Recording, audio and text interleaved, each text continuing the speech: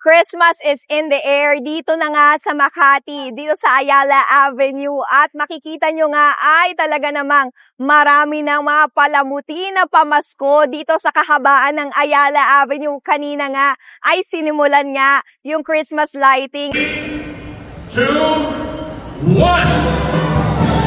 Christmas season is officially begun!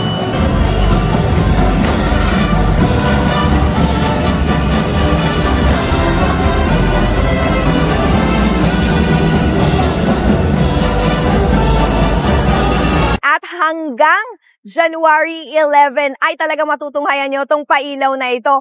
Gabi-gabi ay makikita nyo ito. Simula nga 6 p.m. hanggang 12 midnight makikita nyo yung magagandang palamuti na ito. It is definitely very Filipino. Yes.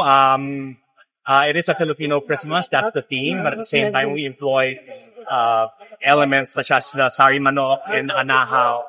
Christmas can really uplift our spirits, especially nowadays with what the Philippines is going through with typhoons and all sorts of corruption scandals. I think something like this, the lighting of Makati can really uplift the hearts and emotions of Filipinos. Po ay sa habaan ng Ayala Avenue, sa Ayala Triangle meron at extended nga yan hanggang Makati Avenue at Paseo de Rojas. Na talaga namang mapapa-throwback 90s ka dahil nga sinimulan pa ito nung 90s na tradisyon.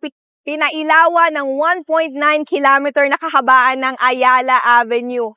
At talaga namang magandang mag-picture-picture o kaya naman ay magmuni-muni dito. At yan nga muna mula dito sa Makati, Faith Del Mundo, News 5.